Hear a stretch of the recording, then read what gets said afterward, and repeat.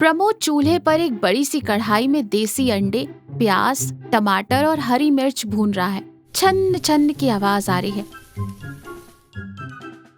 सोमू पास ही एक खटिया पर बैठा बेसब्री से इंतजार कर रहा है। सोमू लंबी सांस खींचते हुए कहता है, आहा प्रमोद भाई, कसम से तुम्हारे इस देसी अंडे के चखने की खुशबू जब नाक में जाती है ना, तो पेट में जैसे चूहे गरबा खेलने लगते हैं। क्या जादू है तुम्हारे हाथों में। तभी निम्मी चाय के 2 कुल्हड़ लाते हुए तंज कसती है। जादू हाथों में नहीं है सोमू भाई, जादू आपके मुफ्त के खाने की आदत में है। रोज शाम को ठीक खुशबू सूंघकर पहुंच जाते हो। अरे भाभी जी, आप भी ना मुफ्त का कहाँ खाता हूँ, बदले में प्रमोद भाई की तारीफ भी तो करता हूँ। अब ये शाम की कड़क चाय और ये तीखा चखना, इसके लिए तो मैं अपनी जमीन नाम कर दूं। प्रमोद प्लेट में चखना परोसते हुए कहता है,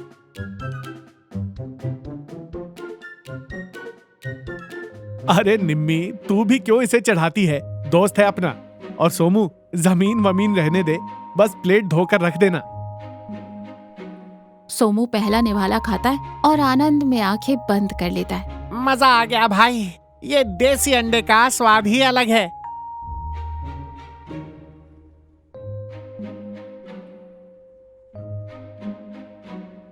प्रमोद, सोमू और गांव के कुछ और लोग बैठे हैं। तभी मुकेश अपने नए कपड़े पहने अकड़ता हुआ वहां आता है। अरे क्या बात हो रही है भाई लोगों, बड़ी महफिल जमी है। कुछ नहीं मुकेश भाई, प्रमोद के हाथ के देसी अंडे के चखने की तारीफ हो रही थी। ऐसा चखना पूरे जिले में कोई नहीं बना सकता। मुकेश मुंह बनाते हुए कहता है, अरे क्या देसी देसी लगा रखा है, तुम गांव वालों की यही दिक्कत है। कुएं के मेंढक हो, शहर के फार्म वाले बड़े बड़े अंग्रेजी अंडे खाओ, विटामिन होता है उसमें। और तुम लोग इस प्रमोद के साधारण से चखने को 5 स्टार का खाना समझ रहे हो। प्रमोद शांति से कहता है, मुकेश भाई, शहर की चीजें अच्छी होंगी, पर अपने गांव के देसी अंडे और देसी मसालों की बात ही कुछ और है। मुकेश घमंड में कहता है, अरे रहने दे प्रमोद, ये सब मन का वहम है। कल शाम को सब मेरे घर आना, मैं शहर से महंगे वाले फार्म के अंडे और स्पेशल मसाले लाया हूँ। मेरा बावर्ची ऐसा चखना बनाएगा कि तुम सब अपनी उंगलियां चबा जाओगे। प्रमोद, तू भी आना, देख शहर का स्वाद कैसा होता है। सोमू धीमे से प्रमोद से कहता है, भाई दावत मुफ्त की है, मैं तो जाऊंगा। मुकेश ने दावत रखी है। 6-7 लोग कुर्सी पर बैठे हैं। बावर्ची ने प्लेटों में अंडे की डिश परोसी है। सब खाना शुरू करते हैं। सोमू एक निवाला खाता है और उसका मुंह अजीब सा हो जाता है। मुकेश सीने पर हाथ बांधे बोलता है, कहो सोमू, कैसा है ना एकदम कड़क शहर का स्वाद। स्वाद तो है मुकेश भाई, बस ये समझ नहीं आ रहा कि मैं अंडा खा रहा हूँ या पीली रबड़। मसाले तो ऐसे लग रहे हैं जैसे आपस में लड़ रहे हो कि पहले पेट में कौन जाएगा। बाकी लोग भी सहमति से सिर हिलाते हैं। मुकेश भाई, पैसे तो तुमने बहुत खर्च किए, पर इसमें वो बात नहीं है, ये गले से नीचे नहीं उतर रहा। मुकेश चिढ़ते हुए कहता है, तुम लोगों को अच्छी चीज रास ही नहीं आती, मुंह ही खराब है तुम सबका। प्रमोद, तू ही बता। प्रमोद मुस्कुराते हुए कहता है, मुकेश भाई, बावर्ची ने मेहनत बहुत की है, पर शायद शहर के अंडों को गांव की हवा रास नहीं आई। कोई बात नहीं, अगली बार अच्छा बनेगा। मुकेश को बहुत बेइज्जती महसूस होती है। वो गुस्से में पैर पटकता हुआ अंदर चला जाता है। प्रमोद और निम्मी रात का खाना खा चुके हैं।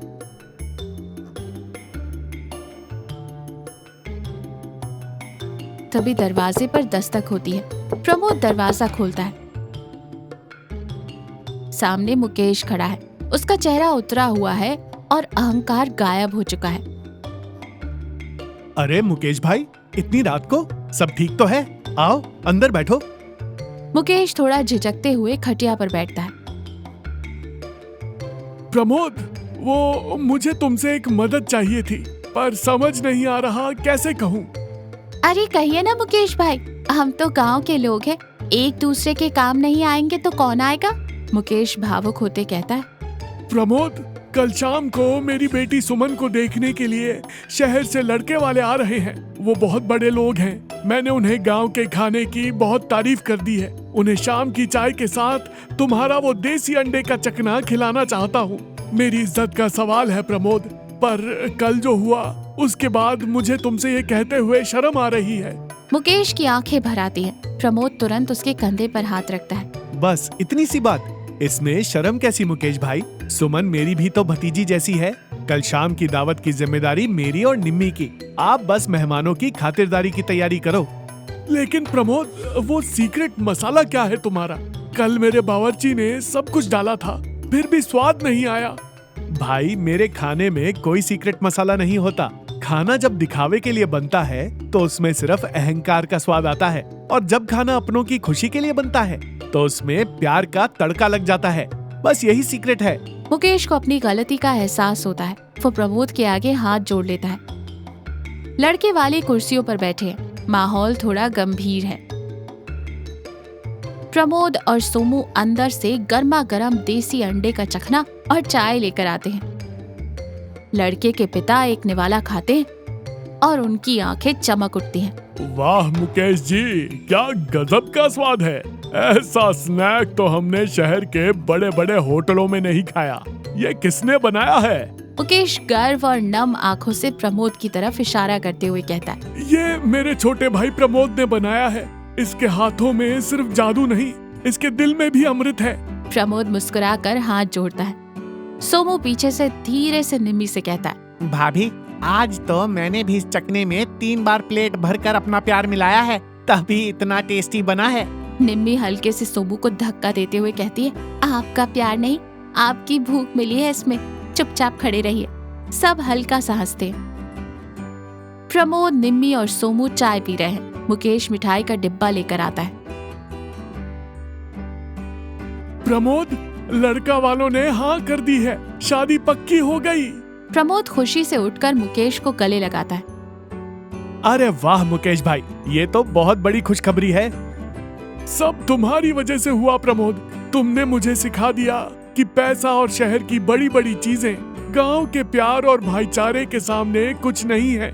मुझे अपने घमंड पर शर्मिंदगी है। सोमू बीच में कूद पड़ता है। अरे मुकेश भाई, शर्मिंदगी छोड़ो। अब जब शादी पक्की हो गई है तो ये बताओ कि बारात की दावत में देसी अंडे का चखना कितनी किलो का बनेगा?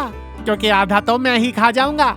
सब लोग जोर जोर से हंसने लगते हैं। भोजन का असली स्वाद उसमें डाले गए महंगे मसालों में नहीं, बल्कि उसे बनाने वाले की नियत और प्यार से आता है।